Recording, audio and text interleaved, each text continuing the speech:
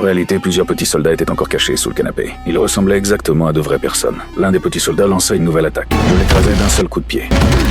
Les autres petits soldats levèrent immédiatement leur lance-roquettes, mais ils étaient totalement incapables de me blesser. J'ouvris le feu. Une seule rafale suffit à tout les détruire. Soudain, un grondement retentit dans la pièce. 3 hélicoptères armés surgirent. Les hélicoptères miniatures foncèrent droit sur moi.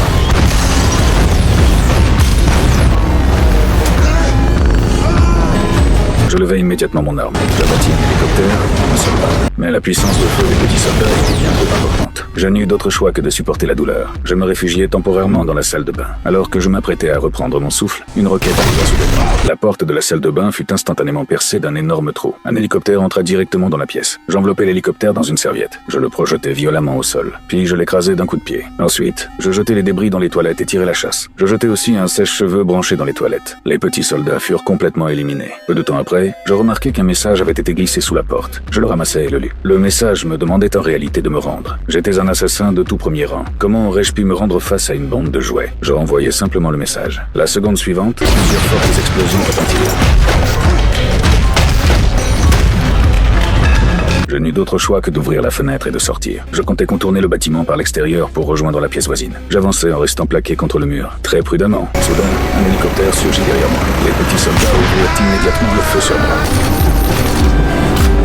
Je dégainai rapidement mon arme. Une seule balle atteignit sa cible. Après avoir détruit cet hélicoptère, je réussis de justesse à atteindre le balcon. À travers une fissure dans le mur, j'observais les petits soldats à l'intérieur. À ce moment-là, les petits soldats ne s'étaient pas encore aperçus que j'avais quitté la pièce. Alors, je pris un extincteur. Je m'approchai discrètement derrière eux. La poudre projetée par l'extincteur leur masqua instantanément la vue. Ensuite, j'allumai mon lance-flamme et je brûlais tous les petits soldats. Puis, je rassemblai tous les petits soldats sur la table. Je les comptais soigneusement. Puis, je les détruisis définitivement. Je pensais que tout était enfin terminé. Mais je ne savais pas qu'un danger encore plus grand m'attendait. Alors que je me détendais tranquillement dans la piscine, je fus soudainement blessé par un objet inconnu. Je soupçonnais qu'il restait encore des petits soldats dans la maison. Alors, j'entrai dans l'ascenseur, avec l'intention de quitter les lieux.